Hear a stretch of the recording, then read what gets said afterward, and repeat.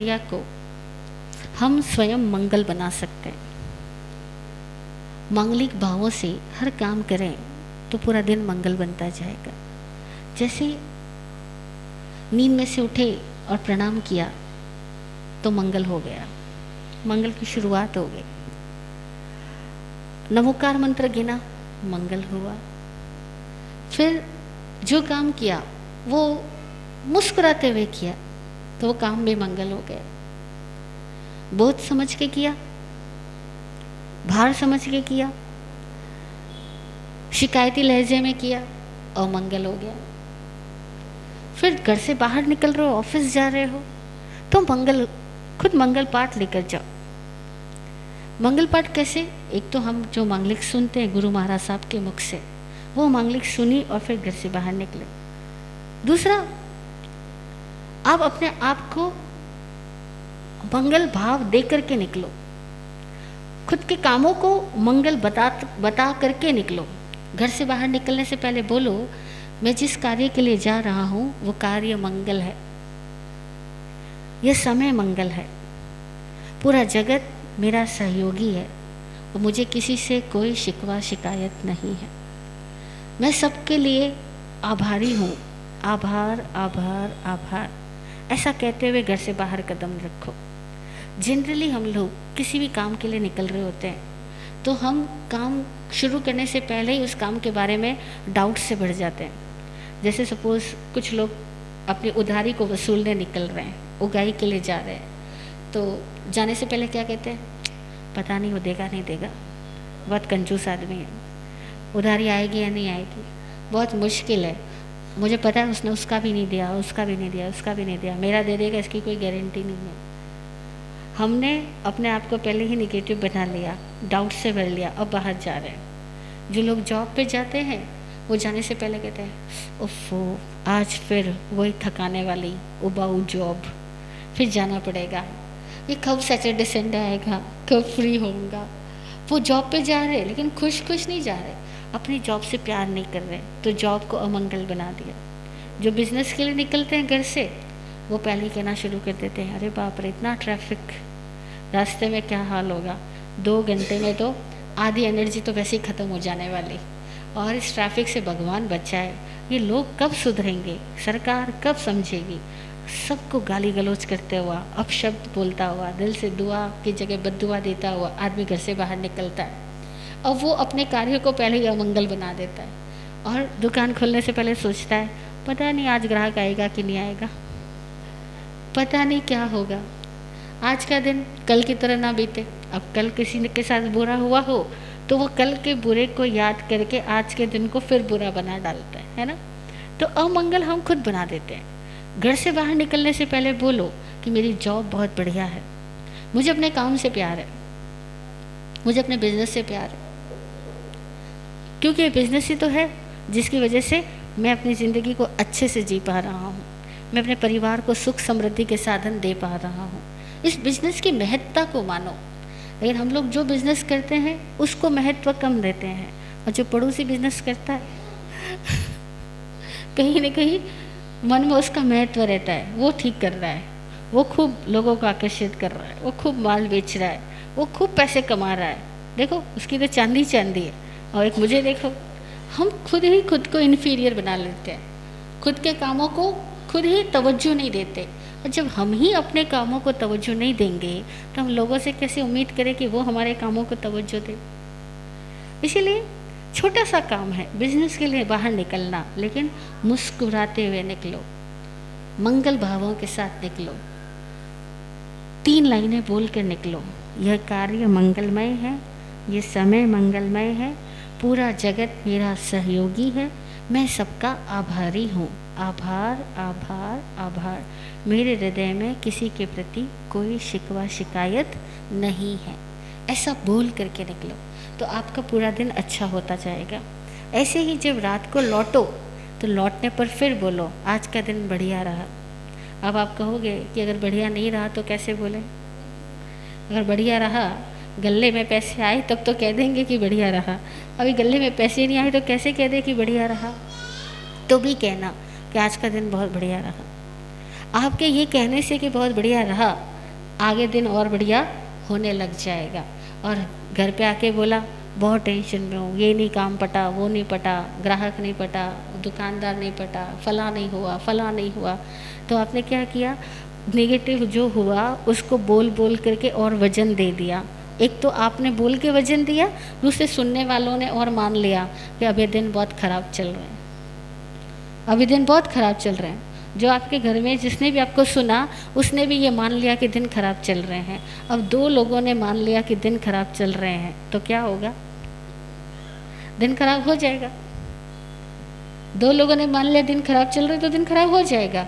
इसकी बजाय हमें रोज़ गुनगुनाना, हर दिन दिवाली अपनी, हर पल खुशहाली हो, हर दिन दिवाली अपनी, हर पल खुशहाली हो, आओ हिल मिल के सब ही जगावे, मस्ती मनावे, मस्ती मनावे, आओ हिल मिल के सब ही चेतन जगावे, मस्ती मनावे, मस्ती मनावे।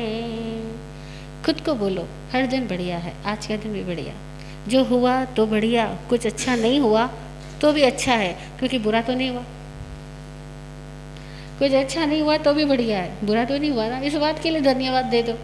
देखो जिसको धन्यवाद देना आता है ना उसको प्रकृति ऑटोमेटिकली आगे बढ़ने का अवसर देती है। उसको हर विपत्ति में भी अगर धन्यवाद देना आता है तो वो एक्सट्रीम विपत्तियाँ उसके लिए एक्सट्रीम संपत्तियों का दरवाज़ा खोल देती है। एक स्टोरी सुनाती हो गौतम बुद्ध के जीवन की। गौतम बुद्ध क्या एक शिष्य था जिसको बुद्ध से ज्ञान मिला, और जब उसको ज्ञान मिला धैर्य था उसके अंदर में, ज्ञान घटित हुआ, आत्मविश्वास बढ़ गया, उसके अंदर में एक भावना जागी कि जो ज्ञान मुझे मिला है, गौतम बुद्ध का ये ज्ञान सब जगह फैलना चाहिए। ये गौतम बुद्ध का ज्ञान जो मुझे मिला है वो सब जगह फैलना चाहिए। दुनिया में लाखों लोग हैं जो अज्ञान में जी रहे हैं, अंधेरे में जी रहे हैं, इन्हें पता ही नहीं कि ज़िंदगी को खुशनुमा कैसे बनाया जा सकता है, जीवन को सार्थक कैसे किया जा सकता है, जीवन को हंसी खुशी से कैसे जिया जा सकता है। क्यों ना उनको भी ज्ञान मिले, वे भी अपनी ज़िंदगी को आनंद से जी सके, उन भी आत्मा का सार प्राप्त कर सके। शिष्य के अंदर भाव जागा तो शिष्य ने गौतम बुद्ध को कहा कि गुरुदेव भंते आज्ञा दो, मैं अनार्य क्षेत्र में जाकर के आपका ये ज्ञान उन लोगों को देना चाहता हूँ। किस क्षेत्र में? अनार्य क्षेत्र में। अब अनार्य क्षेत्र में किसी आर्य का जाना आसान ही नहीं है। अनार्य लोग तो उसको मारेंगे, पीटेंगे, ख़त्म कर देंगे, और फिर ज्ञान की बात कौन सुनना चाहता है? दुनिया में बहुत थोड़े लोग हैं जो किसी से ज्ञान की बात सुनना भी चाहते हैं। अधिकांश लोग ज्ञान की बात नहीं सुनना चाहते। पता है किसकी बात सुनना चाहते हैं? हाँ नहीं, अज्ञान की बात नहीं सुनना चाहते। अधिकांश लोग मतलब की बात सुनना चाहते हैं क्योंकि उनको ये तो पता ही नहीं ज्ञान क्या है, अज्ञान क्या है। उनको एक ही बात पता है, मेरे मतलब की बात एक ही नहीं है आप और हम भी ज्ञान की बात सुनना नहीं चाहते, मतलब की बात सुनना चाहते हैं। तो हम लोगों को पता है क्या करना पड़ता है, मतलब की बात में ज्ञान की बात को परोसना पड़ता है ज्ञान की बात भी देनी होती है तो मतलब के लेवल पे लाके देनी पड़ती है, क्योंकि बिना मतलब के तो कोई सुनेगा ही नहीं तो शिष्य को पता था कि लोग कैसे सुनेंगे। तो गौतम बुद्ध बोले कि आर्य तुम वहाँ जाना चाहते हो, तुम्हें पता है वहाँ के लोग कैसे हैं, वे तुम्हें कड़वे वचन बोलेंगे, तब तुम क्या करोगे? जब वे तुम्हें कड़वे वचन बोलेंगे तब तुम क्या करोगे? शिष्य बोला भंते मैं सोचूंगा कि मुझे कड़वाई तो बोला है, मुझे कड़वाई तो बोला है, पीटा तो नहीं है, मारा पीटा तो नहीं, बोला ही तो है। बोलने से क्या फ़र्क पड़ा? किसी के बोलने से मैं वैसा थोड़ी हो जाऊंगा। गौतम बुद्ध बोले अच्छा, और अगर उन्होंने तुम्हें पीट दिया तो क्या करोगे? वो खाली कड़वाई ना बोले, तुम्हें पीट भी देंगे, तब तुम क्या करोगे? तो बोले मैं सोचूंगा कि कड़वा बोला और पीटा, पीटा ही तो है, अभी मेरे प्राण तो नहीं लिए, प्राण तो सुरक्षित है। गौतम बुद्ध बोले अच्छा, अगर ये बताओ कि उन्होंने तुम्हारा प्राण भी ले लिया तो तब क्या सोचोगे? तो वो बोला कि बनते मैं सोचूंगा कि प्राण वो ले सकता है, मेरा धर्म तो नहीं ले सकता। मेरा ज्ञान तो नहीं ले सकता, मेरी आत्मा में घटित हुए आनंद को तो कोई और नहीं छीन सकता है। इसीलिए मुझे उससे भी कोई फर्क नहीं पड़ेगा। मैं यही सोचूंगा कि कटु बोला पीटा नहीं, हरे न मेरे प्राण, धर्म धन लूटा नहीं, है यह बंधु महान। गौतम बुद्ध को सोच लगा कि हाँ, अब ये शिष्य अनार्य क्षेत्र में भी जाने के योग्य है। ये कहीं भी जाएगा तो इसकी समता, इसका सम्यक्त्व, इसकी बोधि इसमें से खत्म नहीं होगी, क्योंकि ये बुरी से बुरी स्थिति में भी अच्छा सोच सकता है। एक पल के लिए हम आंख बंद करके सोचें कि हम क्या बुरी सी बुरी स्थिति में अच्छा सोच सकते हैं? हाँ, हम कैसे लोग हैं जो अच्छी स्थिति में भी बुरा सोच लें? हम वो लोग हैं जो सब कुछ अच्छा घटित हो रहा हो ना, तब भी हम कमियां निकाल लेंगे, और कहीं से कमियां निकाल लेंगे, कैसे भी कमियां निकाल लेंगे। कमी निकालने में तो हम सब लोग मास्टर हैं, एकदम एकदम मास्टर। एक सेठ साहब थे, उनके इकलौती बेटी थी, बहुत पैसा था, पुराने ज़माने की बात है। अब इकलौती बेटी, बहुत पैसा हो सेठ के, तो क्या सोचेंगे कि सारा पैसा उसकी शादी पे तो खर्च करना ही करना है। आज भी लोग सोचते हैं, क्योंकि पुरानी मानसिकता काम कर रही है। आज पैसा शादी में खर्च करे, इसकी कोई वर्थ वैल्यू नहीं है। सबको पता है कि लाखों रुपए टेंट में जाएंगे, लाखों रुपए उस कैटरिंग वालों को जाएंगे, हम अपने से और दूसरी तरह से भी बढ़िया खाना खिला सकते हैं। लेकिन हर आदमी को लगता है नहीं, शादी पे तो दिखावा करना ही करना। ओल्ड मेंटेलिटी है, सब लोग करते आ रहे हैं। सेठ साहब के मन में आया कि मुझे तो करना ही करना। अब जो पुराना ज़माना था तो बहुत बड़े आडंबर के तो साधन थे ही नहीं उनके पास में, जितने साधन थे उसका उपयोग करना। उसने बारात का भव्य स्वागत किया सेठ साहब ने, और सोचा कि बाराती भी याद रखे ऐसा स्वागत करना। तो उसने जहाँ से बारात आ रही थी और जहाँ से बारात को वापस जाना था, वहाँ पे 2 बड़े बड़े घड़े रख दिए सुच्चे मोतियों के, और कहा सब लोग मुट्ठी भर भर के मोती ले जाओ। अब क्या होना था? ज़िंदगी में कोई आदमी सोच नहीं सकता कि मुट्ठी भर भर के सुच्चे मोती हमें फ्री में ऐसे मिलेंगे, और किसी की शादी में जाएंगे तो खाने के साथ में हमें गिफ्ट में ये मोती मिलेंगे। जनरली शादी में जाते हैं तो खाना मिलता है, गिफ्ट हम दे करके आते हैं, और यहाँ तो शादी में जाएंगे तो खाना भी मिलेगा और गिफ्ट में सुच्चे मोती भी मिलेंगे। सेठ साहब खुश थे, तो कह रहे थे अपने सारे साथियों को कि मैं ऐसी शादी करूँगा कि दुनिया याद रखेगी। हम नहीं जानते दुनिया हमारी कितनी छोटी और कितनी बड़ी है, लेकिन हर आदमी के मुंह से क्या निकलता है? दुनिया याद रखेगी। ऐसा काम करना कि दुनिया याद रखे। और वो सेठ को दुनिया तो कैसे याद रख सकती है? दुनिया तो किसी को याद नहीं रखती। अनंत 24 हो गई, 24 भगवान भी अनंत हो गए। हमें तो केवल एक 24 का नाम पता है, और जो आने वाले हैं उसका नाम भी नहीं पता है। और हम में से कई लोगों को तो वर्तमान 24 का नाम भी नहीं पता, और वर्तमान में 20 विहरमान है उसका नाम भी नहीं पता है। किसको किसका नाम याद रहता है? सबको अपना मतलब साधना रहता है। तो सेठ साहब ने बहुत तारीफ पाई, सब ने, गांव भर ने तारीफ करी, सारे मेहमानों ने तारीफ करी। शादी हो गई, बारात चली गई, बेटी की विदाई हो गई। बेटी की विदाई हो गई, सेठ साहब थकान उतारने के लिए बैठे हैं। आसपास में उनके मुंह बोले यार बैठे हैं, दोस्त बैठे हैं। तो दोस्त कह रहे सेठ साहब क्या कहना, क्या शादी करी? लोगों ने दांतों तले अंगुली दबा ली। लोग सपने में नहीं सोच सकते थे कि आप ऐसी शादी करोगे। किसी के ख्वाबों ख्यालों में भी कभी ये बात नहीं आ सकती कि उनको शादी में जाने पर सुच्चे मोती भी मिला करेंगे। तो सेठ साहब सुन सुन करके फूल रहे, कॉलर ऊपर कर रहे थे। तभी उनका एक ऐसा मित्र भी बैठा हुआ था जो चापलूस नहीं था। जनरली हमारे पास चापलूस मित्र होते हैं, और हम लोग चापलूस मित्रों को पसंद भी करते हैं, और जो हमारी आलोचना करता है उसको हम पसंद नहीं करते। पर 10 तथ्य होते हैं, 10 फैक्ट जिसको कोई बदल नहीं सकता। विराट गुरु जी ने 10 फैक्ट बताए, उसमें एक फैक्ट यह है कि चापलूस हमेशा गद्दार होता है, धोखेबाज होता है। चापलूसों से बच के रहना, वो हमेशा धोखेबाज होता है। और दूसरा फैक्ट बताया कि आलोचक सदा उपकारी होता है। जो आलोचना करता है, जो क्रिटिसाइज करता है, जो हमारी कमियां निकालता है, वो उपकारी होता है, क्योंकि वो हमें जगाता है, हमारी कमियों को दूर करने की प्रेरणा देता है। अगर हम सम्यक दृष्टि होकर के आलोचना को ग्रहण कर सके तो आलोचना सुन करके हम बदलेंगे, पॉजिटिवली बदलेंगे। लेकिन जनरली ऐसा होता नहीं, क्योंकि हम सब लोग भी मिथ्या दृष्टि होते हैं। तो कोई हमारी आलोचना करता है, कोई एक करे तो हम 10 करें, कोई 10 करे तो हम 50। हम कहेंगे अच्छा मेरे बारे में ऐसा बोलता है, तू खुद देखना, तू खुद कैसा है, तेरा खानदान कैसा है, तेरे भाई कैसे है, तेरे पापा कैसे है, तुमने कैसे पैसा कमाया था, मुझे सब पता है, कहो तो चिट्ठा खोल दूँ। हम सारे लोग दूसरों को चिट्ठा खोलने के लिए तैयार रहते हैं। इसीलिए तो हम लोग दिन भर दूसरों की बातें सुनते हैं, पंचायती करते हैं कि सबकी बातें सुने, स्टोर में रखें, समय आने पर वापस बोलने के लिए भी तो काम आएगी। जैसे सिपाही लोग अपने पिस्तौल के अंदर, अपने बंदूक के अंदर गोलियां तैयार रखते हैं कि कभी ज़रूरत पड़ गई, देश पे आक्रमण हो गया तो हाथों हाथ शत्रुओं को मारने के लिए गोलियां चाहिएगी। अब हम लोग तो कोई बंदूक रखते नहीं, है रखते? हम लोग कोई बंदूक नहीं रखते, हम लोग दिमाग में बारूद रखते हैं। हम सब लोग अपने दिमागों में बारूद रखते हैं कि जरा कोई मेरे सामने मेरी आलोचना करने वाला आए तो सही, जैसे ही वो आलोचना करेगा उसके सारे लूज पोल्स मुझे पता है और मैं वापस बारूद छोड़ दिया करूँगा। हम सब लोग बंदूक नहीं रखते, बारूद रखते हैं और हाथ से नहीं छोड़ते, जुबान से छोड़ रहे होते हैं। तो वो जो आलोचक मित्र था, हितैषी था, आलोचक था नहीं, लेकिन उसने सच्ची बात कही।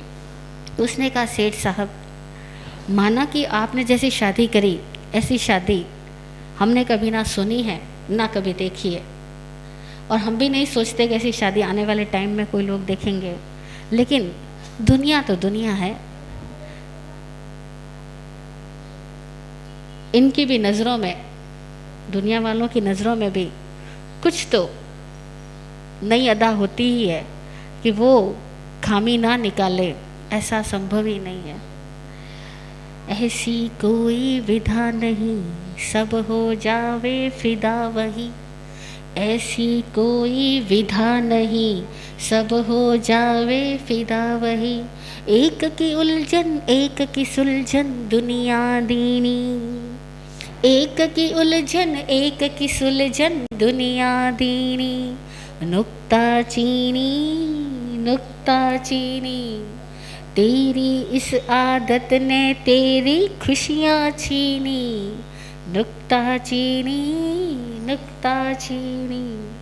तो वो फ्रेंड कहता है सेठ को कि मुझे नहीं लगता कि दुनिया में सारी आपकी तारीफ़ कर रहे हैं, कोई ना कोई तो आपके नुक्स निकाल ही रहा होगा। सेठ ने कहा जब मैंने नुक्स रखा ही नहीं तो कोई कैसे निकालेगा? कि आपके नहीं रखने से कुछ नहीं होता। हुनर है जग की नज़रों में, कमी कुछ तो दिखाएगा। हुनर है जग की नज़रों में, गुरुजी की कविता की लाइन है कि कमी कुछ तो बतलाएगा।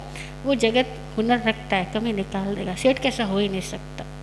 अब अहंकार फुफकार रहा है, वो बोले मेरी कमी कोई निकाल ही नहीं सकता। कैसे निकाल सकता है? मित्र बोला एक काम करो, अभी तो बारात ज़्यादा दूर नहीं गई है, यूँ करो इन सारे बारातियों के पीछे अपने कुछ गुप्तचर भेज दो। वे गुप्तचर जाए और बारातियों की बातें सुन करके आ जाए। जब वे बातें सुन करके लौट करके आए तब उन्हीं से पूछ लेना कि बाराती क्या कह रहे हैं, क्योंकि आदमी खाने के बाद में कुछ बोले ना। होता है क्या?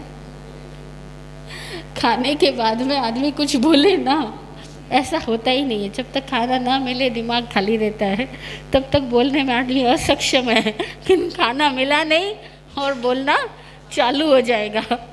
तो उसकी बात में भी बड़ा दम था। सेठ ने कहा ठीक है, तू मुझे चैलेंज कर रहा है तो मैं अपने कुछ गुप्तचर भेज देता हूँ, पता करवाता हूँ कि बाराती लोग क्या बातें कर रहे हैं। भेज दिया। बाराती चलते चलते रात हो गई थी, एक जगह विश्राम कर रहे थे, तंबू डाला हुआ था। आसपास कुछ लोग बाहर बैठे हुए थे, जो बाराती होते हैं, कुछ लोग बाहर है, कुछ लोग डेरे के अंदर है, और आपस में सब बातें कर रहे हैं। गुप्तचर वहाँ पहुँच गए, उनकी बातें सुन रहे हैं। तो आपस में वहाँ बैठे हुए बाराती लोग कह रहे हैं, वाह भाई वाह, क्या कहना सेठ साहब का, ऐसी शादी, हमारी तो ज़िंदगी सुधर गई, हमारी तो पीढ़ियाँ तर गई, इतने सुच्चे मोती मिल गए हैं कि अब ज़िंदगी भर ना भी कमाओगे तो भी चल जाएगा।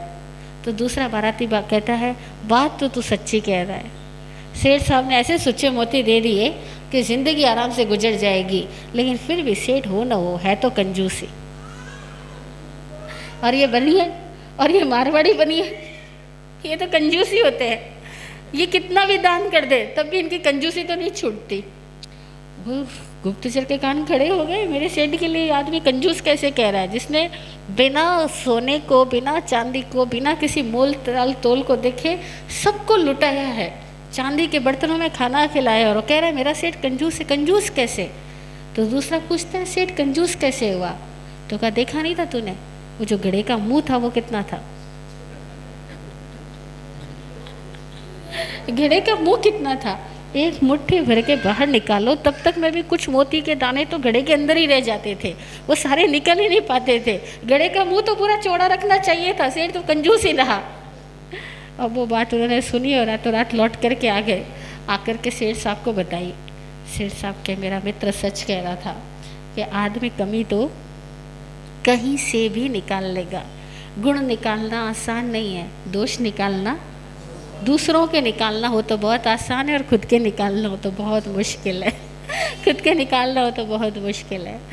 तो यही बात है कि हम लोग कैसे मंगल बना सकते हैं। हम बुरे से बुरे में अच्छा देखें तो मंगल होता है, और जो मंगल में भी बुराई को देखे वो अमंगल है ना। उपाध्याय अमर मुनि जी हुए, राष्ट्र कवि, राष्ट्र संत, बहुत प्रसिद्ध हुए। उनकी कविता है, प्रार्थना है जो बहुत फेमस है, उसमें एक कुछ पंक्तियाँ हैं कि मंगल ही मंगल पाता है, नित्य जलते दीप से दीप, जो जगती के दीप बनेंगे उनके नहीं बुझेंगे दीप। मंगल ही मंगल पाता है, नित्य जलते दीप से दीप। अगर हम मंगल है, अगर हमारे भाव अच्छे हैं तो हमारे साथ सब अच्छा होता चला जाएगा। दीपक जला हुआ है तो वो सारे बुझे हुए दीपकों को जला देगा। जो जगती के दीप बनेंगे, यानी जो अपने भावों से सबका भला चाहेंगे, उनके नहीं बुझेंगे दीप, उनके दीप नहीं बुझेंगे। जो सबको दुआ देंगे उनकी पुण्यवानी कभी ख़त्म नहीं होगी। लेकिन जनरली होता है क्या है, हम लोग किसी समय में तो बहुत पैसा कमाते हैं, किसी समय में तो बहुत नाम कमाते हैं, किसी समय में तो बहुत आदर पाते हैं, और फिर एक समय ऐसा आता है कि हम सारे लोगों का ग्राफ डाउन हो जाता है। तो लोग सवाल करते हैं ऐसा इनके साथ क्यों हुआ?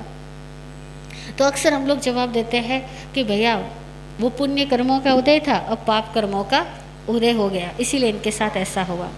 अब थोड़ा गहराई से झांकना कि पुण्य कर्मों का उदय हुआ, उसको सब अच्छा अच्छा मिला, तो फिर पाप कर्मों का उदय क्यों हो गया?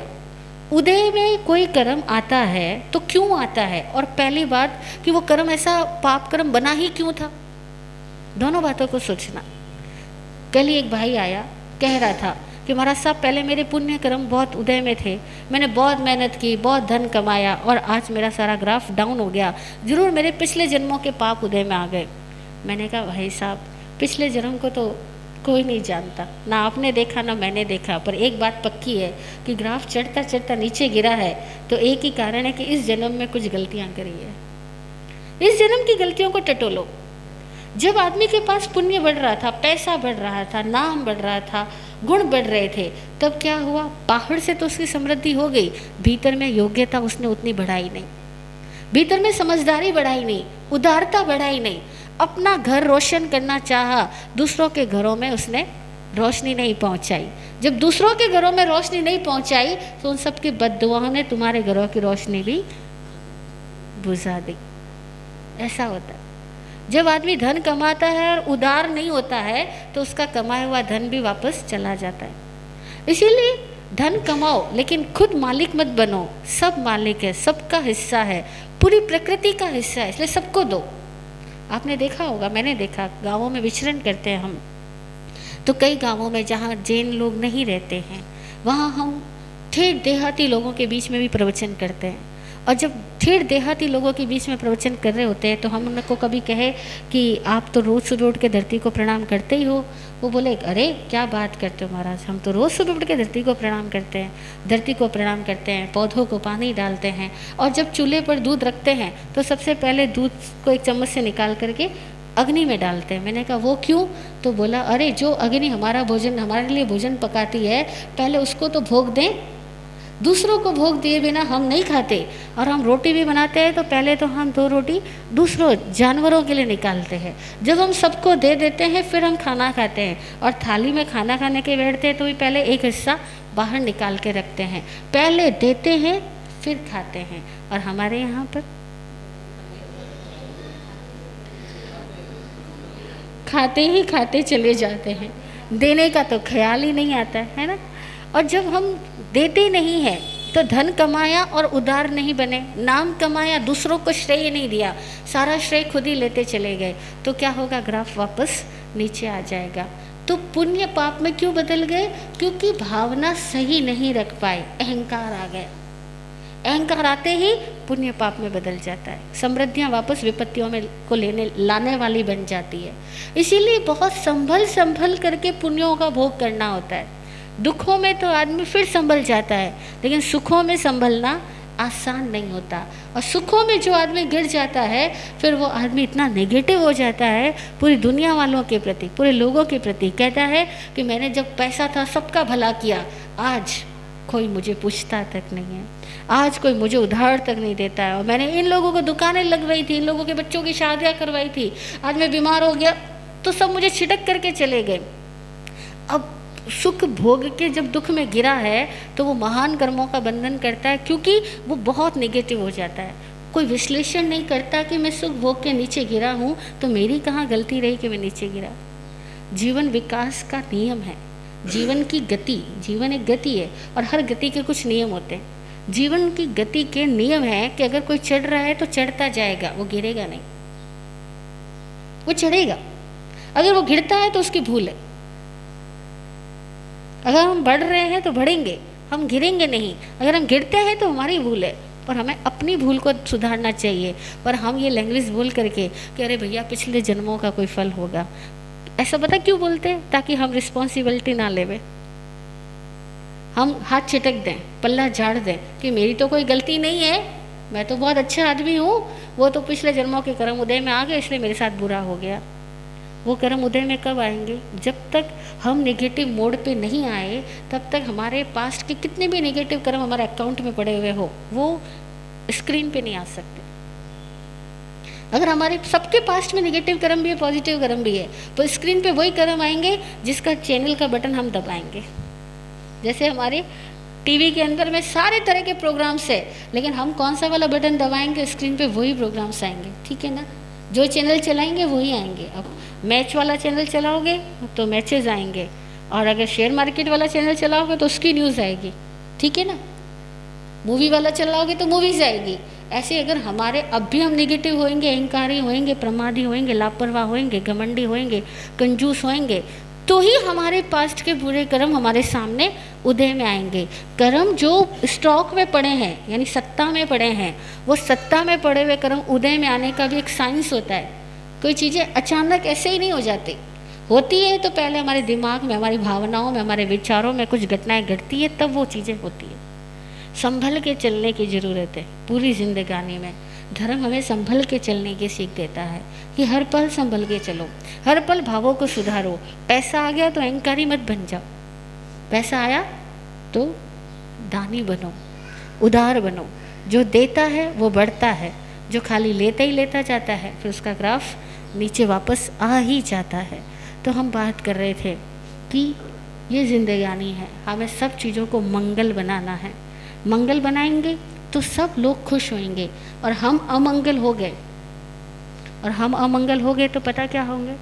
जैसे आपने नाम सुना मानव बम, मनुष्य को बम बना दिया जाता है। वो जाता है, विस्फोट करता है, जहाँ विस्फोट करता है वहाँ के सारे लोगों को मार डालता है। ये तो हुई एक्सट्रीम स्टेज। उसके पहले की स्टेज देखो, कहीं ऐसा हम तो नहीं हो जाते हैं कि हम जहाँ जाते हैं वहाँ दुख, तकलीफ़, गुस्सा, शिकायतें पैदा कर देते हैं। कई लोग होते हैं जो घर में आने वाले होते हैं तो घर वाले कहते हैं अरे भैया चुप हो जाओ, सीरियस हो जाओ, पापा आ गए घर में, अब हंसना मत, हाँ, अब फला आदमी आ गया है, अब तो डांटी पड़ने वाली है। कई लोग ऐसे हैं, क्या हो गए वो एक तरीके से इतने नेगेटिव लोग हो गए कि उनके जाने से लोग डरने शुरू हो जाते हैं। कुछ लोग होते हैं जो बोलना शुरू करते हैं तो लोग पहले कह देते हैं ये बोलने लग गया यानी अब झगड़ा होगा। एक बार मैंने एक भाई को कहा, आप अपनी पत्नी के साथ बैठ के बातें क्यों नहीं कर लेते, आपके बीच की सारी दूरियां ख़त्म हो जाएगी। वो कहते हैं हमारा सब बैठ के बातें करना, यानी जितनी दूरियां उससे कई गुना ज़्यादा बढ़ जाएगी। बात करनी शुरू करेंगे तो झगड़ा ही होगा। हमारी बात झगड़ों के बिना कभी शुरू होती नहीं और झगड़ों के बिना कभी ख़त्म होती नहीं, इसीलिए ना बात करूँ उतना अच्छा। ये क्या हुआ, मानव बम, है ना। हम सब लोग पटाखे बन गए, बोलते हैं तो झगड़ा करते हैं, मिलते हैं तो शिकवा शिकायतें करते हैं, कुछ मिला तो भी कमियां निकालते हैं, कुछ नहीं मिला तो भी कमियां निकालते हैं। ये सब हम अपने आप को कौन सी प्रक्रिया में ले जा रहे हैं, हम अपने आप को अमंगल बना रहे हैं ना। तो हमें मांगलिक बनना है। तो सो मंगल भावों से, जागो मंगल भावों से, और किसी भी काम के लिए निकलो मंगल प्रार्थना करते हुए निकलो। और जब हर चीज़ मंगल बन जाएगी, पूरी जिंदगानी मंगल बन जाएगी, तो देखो हमारे से बहुत सारे लोगों का स्वयं ही भला होगा। जब तक निज का भला नहीं होता तब तक हम सोचे विश्व का भला कर लें, समाज का भला कर लें, सब बेकार की बातें। खुद का भला नहीं किया तो दूसरों का भला कैसे करोगे। नदी में पहले पानी आएगा तभी तो वो औरों की प्यास बुझा सकेगी। कई लोग सवाल करते हैं, महाराज साहब आप साधु लोग बने हो, समाज सुधार के लिए बने हो। मैं कहती हूँ नहीं जी, हम समाज सुधार के लिए नहीं बने, हम खुद को सुधार के लिए बने। हाँ, जब हम सुधर जाएंगे तो हम जहाँ जाएंगे वहाँ का माहौल सुधर जाएगा।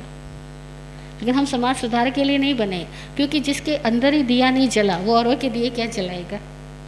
पहले खुद के दिए जलेंगे तो औरों के दिए जलेंगे ना। तो नित्य जलते दीप से दीप, जो जगती के दीप बनेंगे उनके नहीं बुझेंगे दीप। पहले अपने खुद को मंगल बनाओ, खुद का दिया जलाओ, फिर जहाँ जाओगे वहाँ मंगल होगा। और कुछ लोग इतने मांगलिक होते हैं, इतने पवित्र होते हैं कि जिनके साथ जुड़ते हैं उनके पुण्यों को बढ़ा देते हैं। जिसके पास जाके बैठते हैं उनके रुके हुए काम पूरे हो जाते हैं। आप में से कोई है ऐसा जिसको ये फील होता हो कि मैं जिसके भी ज़िंदगी में जुड़ता हूँ उनकी ज़िंदगी में खुशियाँ बढ़ जाती है, पुण्य बढ़ जाता है, समृद्धि बढ़ जाती है, प्रेम बढ़ जाता है, आनंद बढ़ जाता है। उनको लगता है कि मेरे आने से मेरी ज़िंदगी सफल हो गई।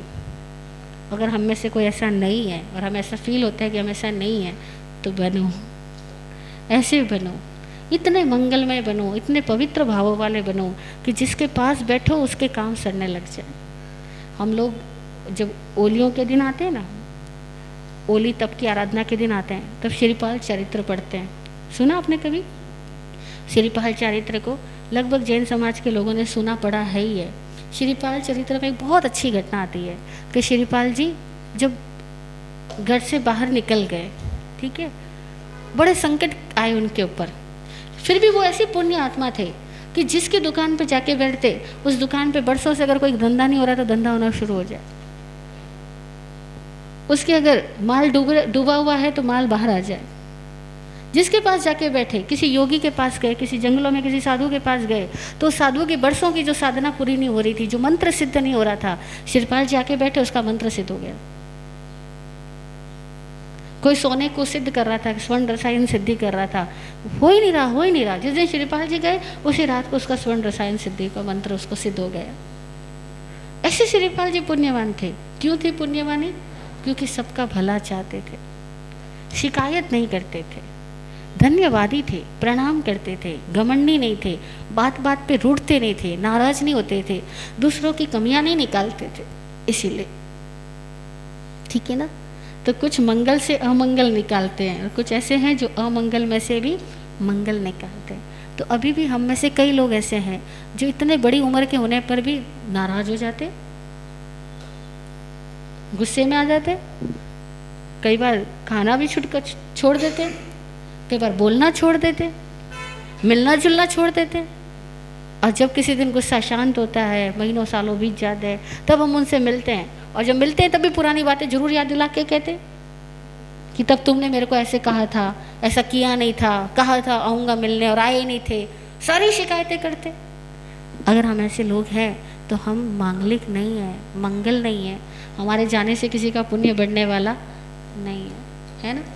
और इस संसार की यात्रा ऐसी यात्रा है कि जिसमें पुण्यवान है तो सुखी है और जो पुण्यहीन है वो दुखी है। इसीलिए मुक्ति की बात तो बाद में करेंगे, पहले कम से कम अच्छी ज़िंदगी जीना तो सीख जाए।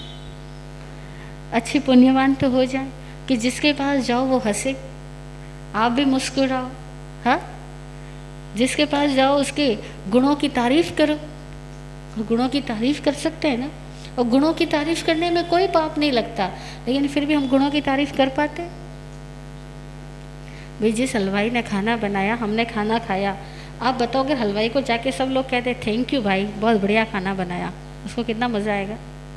हाँ, और नहीं तो पता वो खाना भी खाएगा और खाना बनाएगा भी, क्या कहेगा, ये जैनी लोग बड़े रुखे सूखे होते हैं, खाना खा के चले जाते हैं, कोई दोस्त बोल भी प्यार के बोल के नहीं जाता। हाँ, और हम सबको पता है, क्या पता है, एक दिन बिक जाएगा माटी के मोल, जग में रह जाएंगे प्यारे तेरे बोल। आगे ला ला ला ला ला ला। तो हम सब लोग एक दूसरे को प्यारे बोल तो दे सकते हैं ना, सबको जाना है एक दिन, लेकिन मीठे बोल बोलने में क्या लगता है, लेकिन चेहरा देखो, हमारा चेहरा खुश नहीं, हम प्यार दे सकते नहीं, सब लोग सहमे से कटे कटे से रहते हैं, और जब एक दूसरे से मिलते हैं तो झूठी हंसी चिपका लेते हैं, बहुत फॉर्मेलिटी पालते हैं हम सब लोग। ये फॉर्मेलिटी दूर करो, बिल्कुल किसी के साथ फॉर्मल होने की ज़रूरत नहीं, नॉर्मल रहो। अगर नॉर्मल में अच्छे हो तो फॉर्मल होना ही नहीं पड़ेगा, और नॉर्मल में आप अच्छे नहीं हो तो आपको फॉर्मेलिटी में अच्छा बनना पड़ेगा। अब आपको क्या पसंद है, नॉर्मल मस्त रहना पसंद है या फॉर्मल होकर के झूठी हंसी हंसना पसंद है? नॉर्मल मस्त रहना ना, तो अब से मंगल बनना, नॉर्मल रहना और मस्त रहना। जय हो जय हो जय हो।